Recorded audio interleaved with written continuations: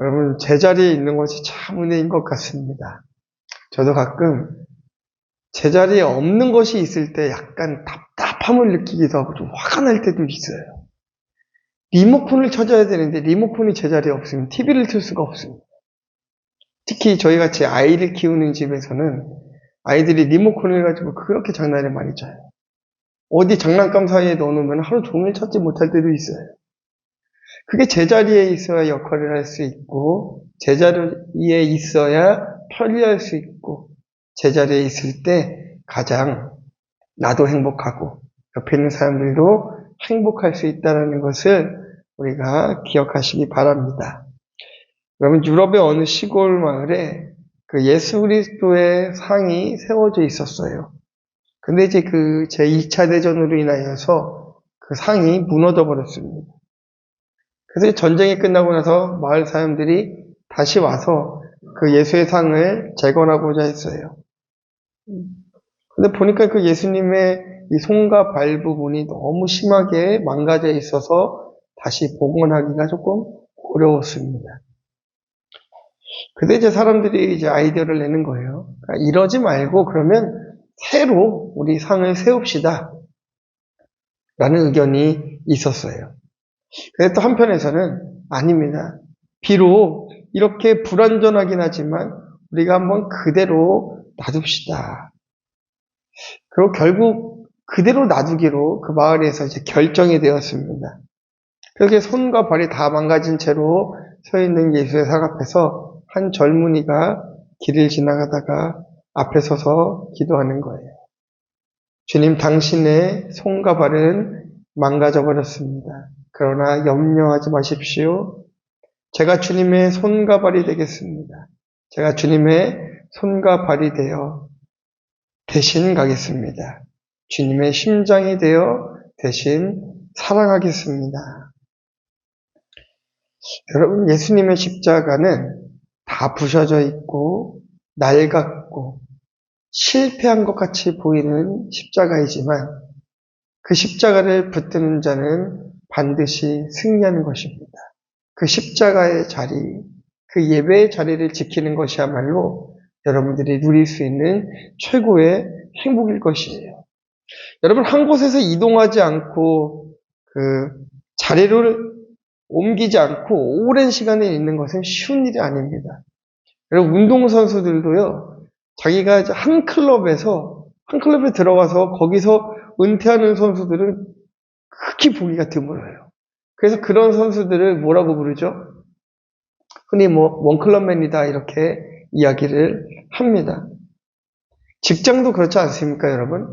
한평생 같은 직장에서 같은 직종으로 끝까지 있는 것이 참 쉽지가 않습니다.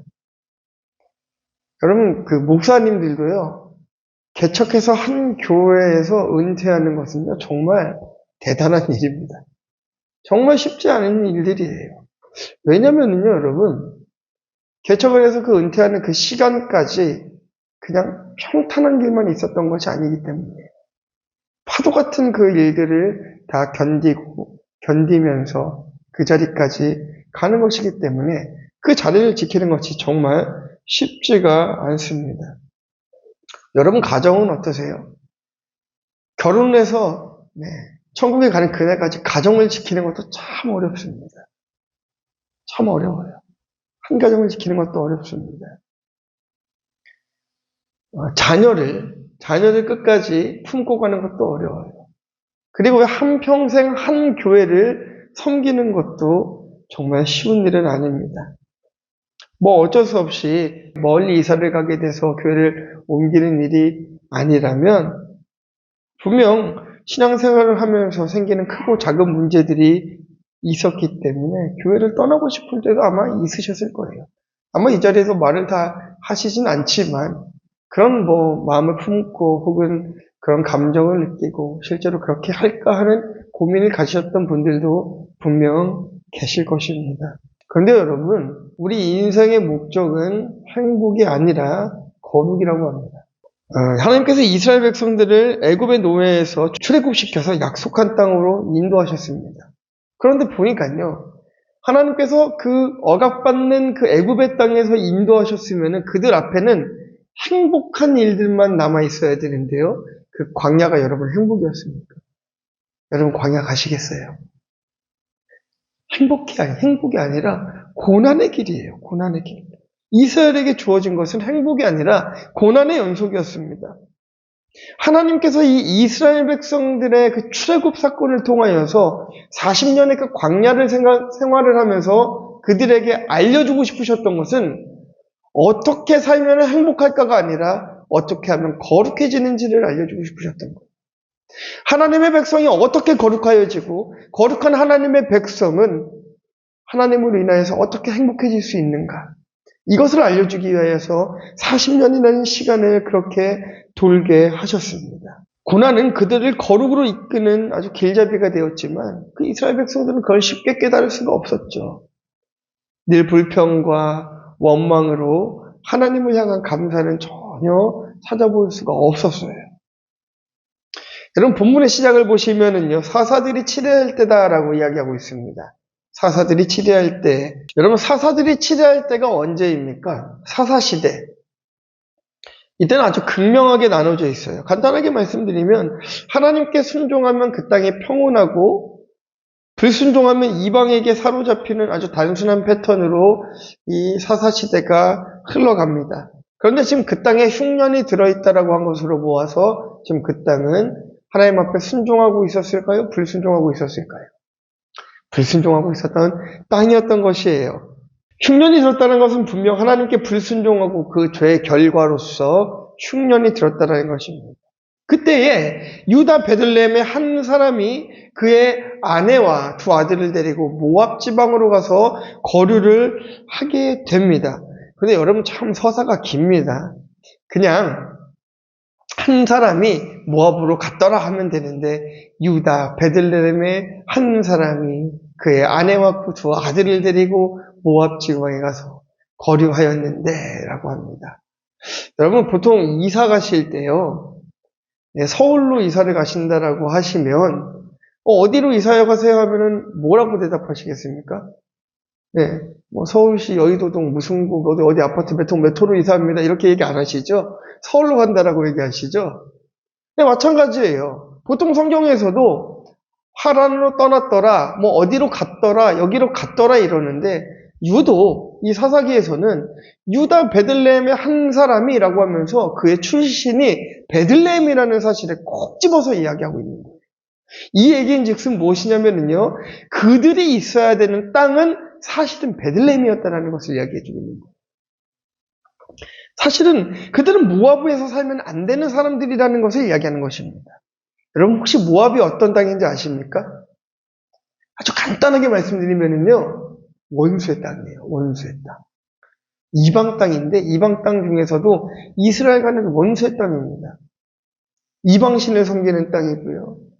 하나님의 사람들과는 절대로 섞일 수 없는 물과 기름과 같은, 이런 표현이 적절한지 모르겠지만 여러분 뭐 민주주의와 공산주의와 같은 절대로 섞일 수 없는 그런 땅이었습니다. 그런 땅.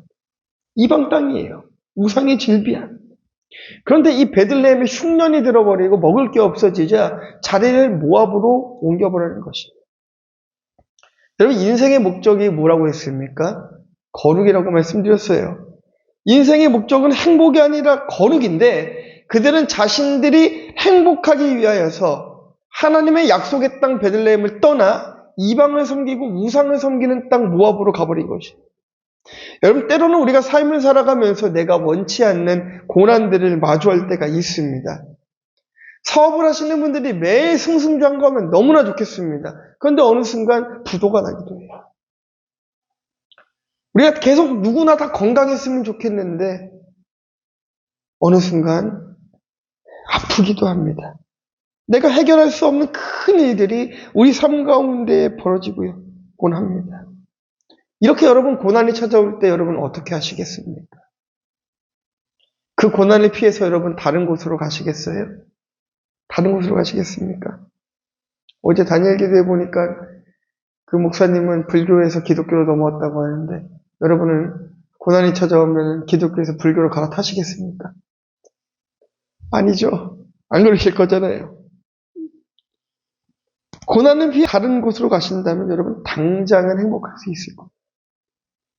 당장 행복할 수 있습니다. 그런데요, 당해야 할 고난을 감사로 견디고 일어나면 비로소 거룩한 삶을 살아낼 수가 있는데 그것을 피하면 또 다른 고난이 여러분을 마주할 것입니다.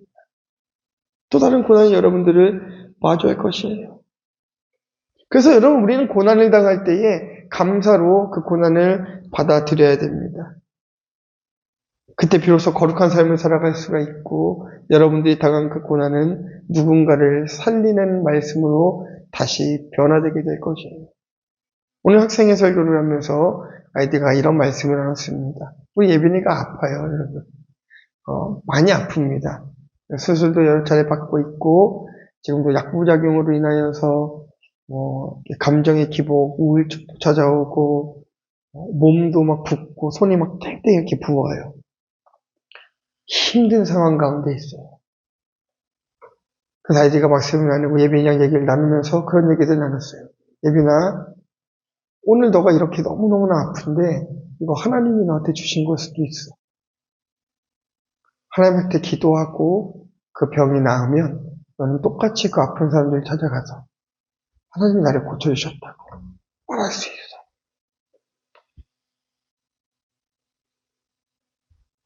가슴 아프죠?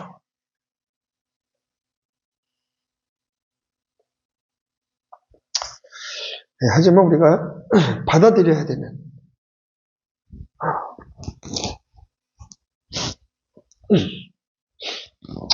받아들여야 되는 일들인 것입니다. 네, 저도 중국에서 선교사로 사역을 하면서 풍토병에 걸려가지고 6개월간 아팠을 때가 있어요. 그래서 장기적인 치료를 받은 적이 있습니다.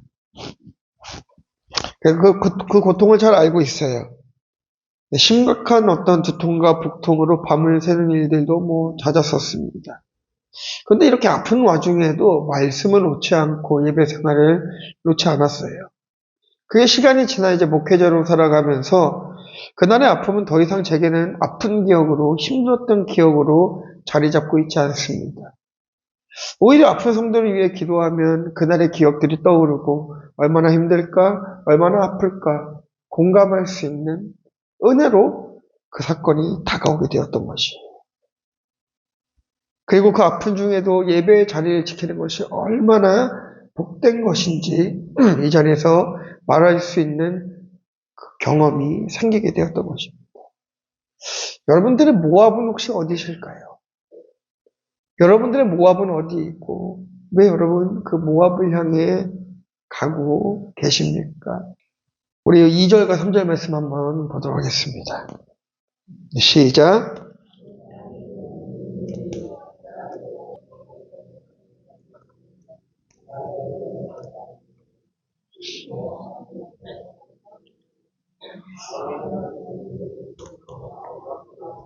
남았으며 나오미의 가정은 거룩을 피해서 자신들의 행복을 위해 모압으로 갔습니다. 그 땅에 가면 정말 잘 살 수 있을 것만 같았습니다. 근데 여러분 그들의 결과가 어땠냐면요. 남편 엘리멜렉은 죽고 나오미와 그 두 아들만 남게 되었어요. 하나님께서는 엘리멜렉의 죽음을 통하여서 첫 번째 나오미에게 말씀을 요구하시는 거예요. 결단을 요구하시는 것이에요. 빨리 베들레헴으로 다시 돌아가서 그 고난을 견디고 거룩해져라. 감사함으로 그 자리를 지켜라. 첫 번째 그 남편의 죽음을 통하여서 나오미에게는 기회가 있었습니다. 저도 여러분 다른 교회에서 저희 교회로 옮기고 싶다 이런 상담을 하게 되면 다시 한번 저는 그 자리를 지킬 것을 오히려 권면드립니다.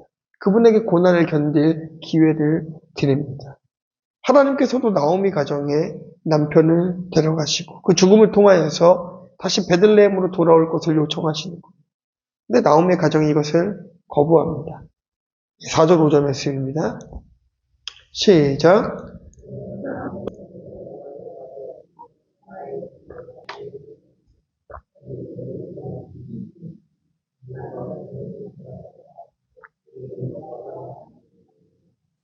아멘. 하나님의 요청을 거부하고 그들이 한 결정은 모압 여자와 결혼을 하는 것이었습니다. 여러분, 그들이 모압 여자와 결혼한 이유가 무엇이었을까요? 그게 옳다라고 여겼기 때문인 거예요. 그것이 옳다라고 여긴 거예요. 여러분, 요나 잘 아시죠? 요나. 하나님께서 요나에게 한 가지 명령을 하십니다. 어떤 명령을 하시죠? 니누에로 가서 복음을 전하라는 거예요. 그런데 니누에라는 땅이요. 한번 생각해 보시면 돼요. 하여튼 온갖 범죄는 다 있는 도시예요. 용서할 수 없는 일들만 아주 가득한 그곳이에요. 근데 하나님께서는 그 니누에로 가서 회개의 복음을 외치라고 하는 거예요. 요나는 그것을 할 수가 없었습니다. 하나님 그곳은, 그 사람들은 절대로 변할 수 있는 사람들이 아닙니다. 거기에 있는 사람들은요, 하나님, 너무나 악한 사람들이고 우리와는 원수와도 같은, 하나님 잘 아시잖아요. 여러분, 누구의 말이 옳습니까? 여러분이 그 시대에 살았다라고 생각해 보시고 제가 그 시대에 함께 있었다라고 한다면 저도 하나님에게 그렇게 얘기했을 것 같아요. 그 땅에 하나님 왜 기회를 주십니까? 왜 그 땅에 복음을 전해야 됩니까? 이렇게 반문할 것 같고 하나님 앞에 따질 것 같습니다. 요나와 같을 것 같습니다. 그런데요, 하나님의 생각은 틀렸어요. 가라는 거예요. 요나의 옳음보다 하나님의 오르심이 크시고, 요나의 진실보다 하나님의 더 진실하시고, 요나의 생각보다 하나님의 계획이 더 크시다라는 거예요. 다시 본문으로 돌아와 보면요, 하나님의 요청, 이것을 거부하고 모압 여자와 결혼합니다. 여러분, 평생에 불신 남편 한 명 전도하는 것도 얼마나 힘든 일인지 잘 아시잖아요.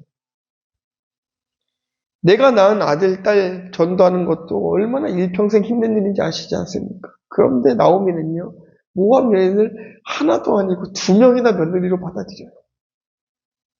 며느리로 받아들입니다. 여러분 생각해 보세요. 교회 안에 있으면은 죄 지을 일이 별로 없습니다. 그런데 세상에 나가면 죄 지을 생각부터 하게 되어 있어요. 우리 인생에 고난과 풍파가 없다면 우리는 하나님을 찾지 않게 되어 있습니다. 그래서 여러분, 부자를 전도하는 게 그렇게 어려운 것이에요. 부족한 게 없기 때문에. 그러나 인생의 고난과 풍파가 일어나면 스스로 감당할 수 없기에 하나님을 찾게 되어 있습니다.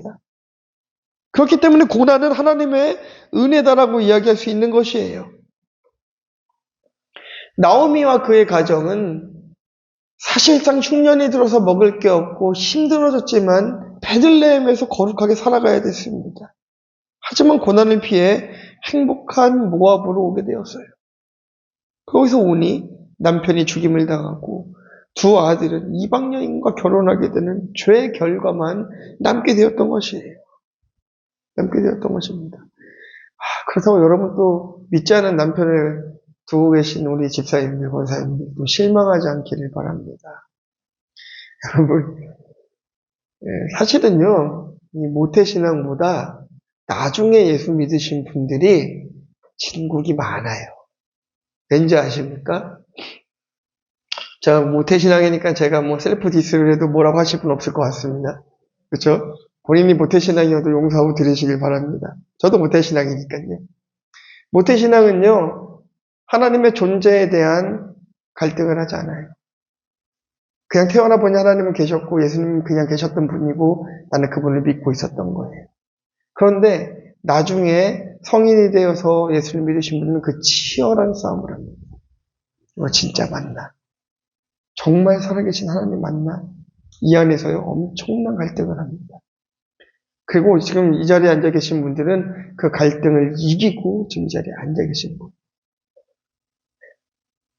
그렇기 때문에 믿지 않는 남편을 보아도 이것은 더 이상 그 남편이 꼴 보기 싫은 남편이 아니라 긍휼의 대상이 되는 거예요. 야, 나도 이렇게 씨름해서 하나님 앞에 왔는데 저 남편도 힘들겠지만 내가 그 남편을 섬기면서 은혜의 자리로 오게 해야겠다. 이 마음이 생기는 거예요. 근데 모태신앙이 여러분 불신남편과 결혼을 하잖아요. 모태신앙이 불신남편과 결혼을 하면 모태신앙이 신앙을 잃습니다.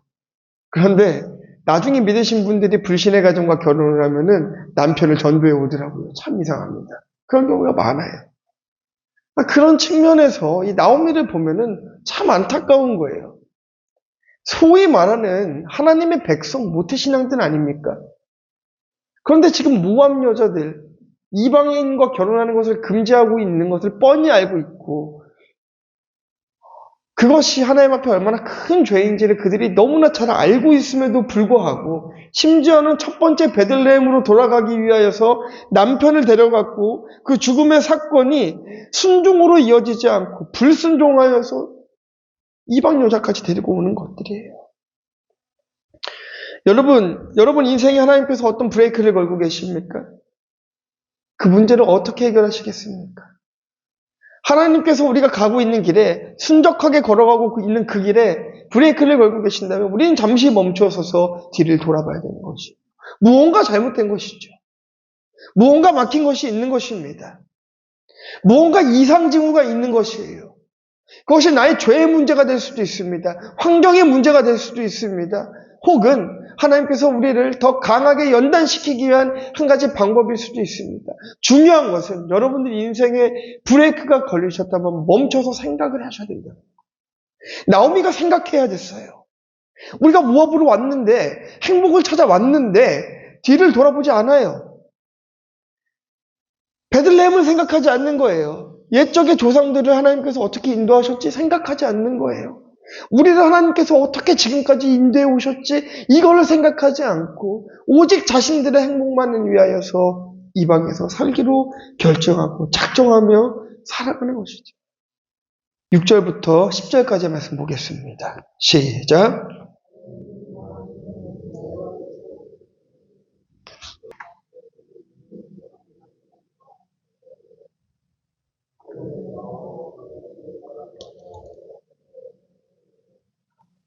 나오미가 두 너희에게 이르되 너희는 각기 너희 어머니의 집으로 돌아가라. 너희가 죽은 자들과 나를 선대한 것 같이 여호와께서 너희를 선대하시기를 원하며 여호와께서 너희에게 허락하사 각기 남편의 집에서 위로를 받게 하시기를 원하노라 하고 그들에게 입맞춤에 그들이 소리를 높여 울며 나오미에게 이르되 아니니이다. 아멘. 온갖 고난으로 갈기갈기 찢겨진 이 나오미에게 여호와께서 자기 백성을 돌보시사 그들에게 양식을 주셨다 하는 소리를 듣게 됩니다. 나오미에게 세 번째 기회가 찾아온 것이죠. 여러분 예수님께서 베드로를 만나셨을 때 사건을 기억하십니까? 고기가 잡히지 않는 배에 올라타셔서 고기를 잡게 하시고 그들을 데리고 오신 사건이에요. 근데 여러분 말씀을 잘 생각해 보시면은요.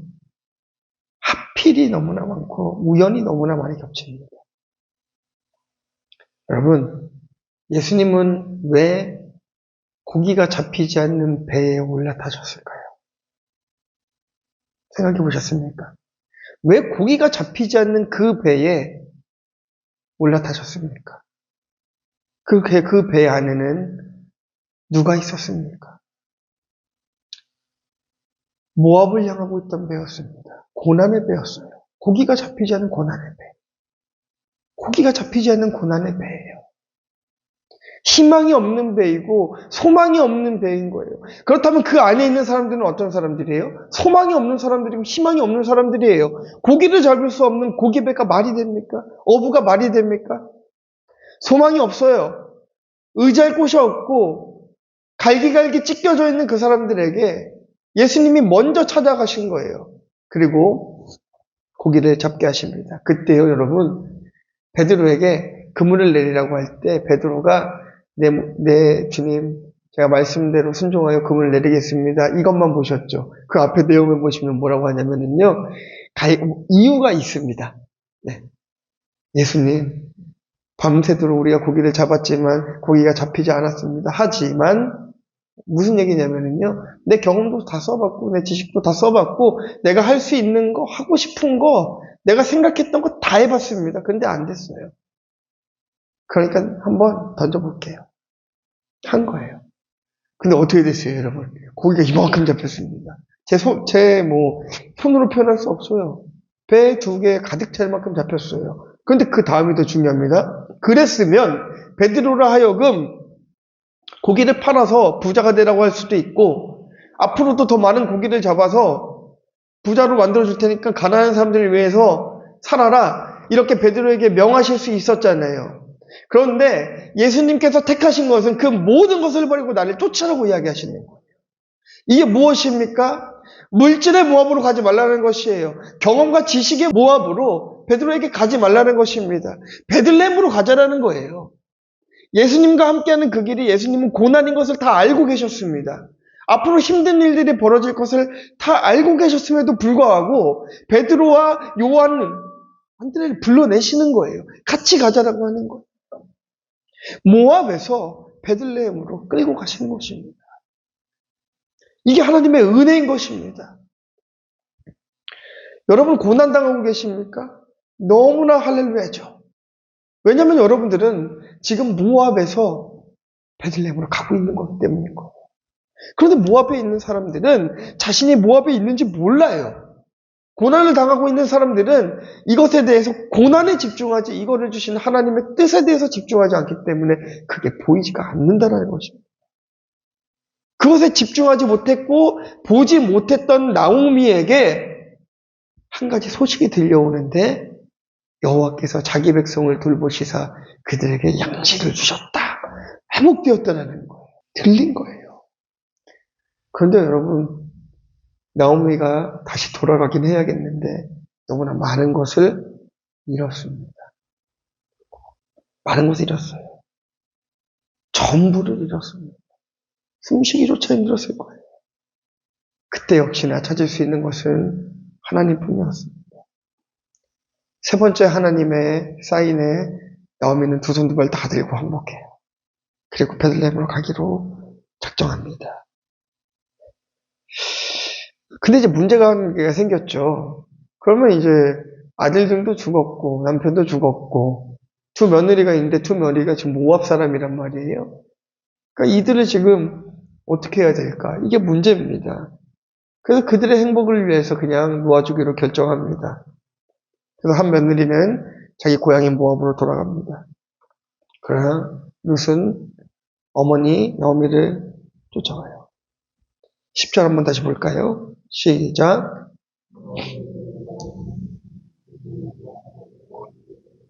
자, 여러분, 어머니와 함께 하겠다는 거예요. 이것은 단순히 룻의 효에서 비롯된 것이 아닙니다. 룻은 알았던 거예요. 인생의 목적이 행복이 아니라 거룩이라는 것을 알았던 것입니다. 내가 어느 곳을 가야 거룩해지는지를 알았던 것입니다. 자신의 행복을 위하여서는 모압으로 가면 돼요. 자기의 고향으로 가면 됩니다. 그러나 룻은 행복을 선택하지 않고 거룩을 선택합니다. 그리고 그 거룩의 길에는 앞으로 룻이 당해야 될 수많은 고난들이 기다리고 있었습니다. 여러분, 행복을 찾아가면 거룩해질 수 없습니다. 그러나 거룩을 찾아가면 여러분 행복해질 수가 있어요. 여러분이 회복해야 될 자리가 어디입니까? 여러분들이 회복해야 될 그 자리가 어디세요? 감사로 그 자리를 지켜보시겠습니까? 네. 다 지금 말씀은 안 하시지만 겪고 있는 어려움들이 다 하나씩 있으실 거예요. 고민들도 있고 네. 다 있으실 것입니다. 힘드시겠죠. 여러분 특히 그거 해결되지 않는 문제를 만나면은요, 정말 머리가 아픕니다. 물질의 문제요, 자녀의 문제요, 내 마음대로 되는 게 하나도 없어요. 여러분이 인생을 계획한 대로 가는 일도 없습니다. 그런데 그때마다 하나님께서는 우리를 베들레헴으로 끌고 가시려고 여러분들에게 계속해서 징계하시고 고난을 주시고 말씀하고 계세요. 나오미가 남편을 잃고 아들을 잃었던 것과 같이 그 아픔에 비하면 우리가 얘기할 수 없을지 모르겠지만 우리에게 질병도 주시고 믿지 않은 남편도 주시고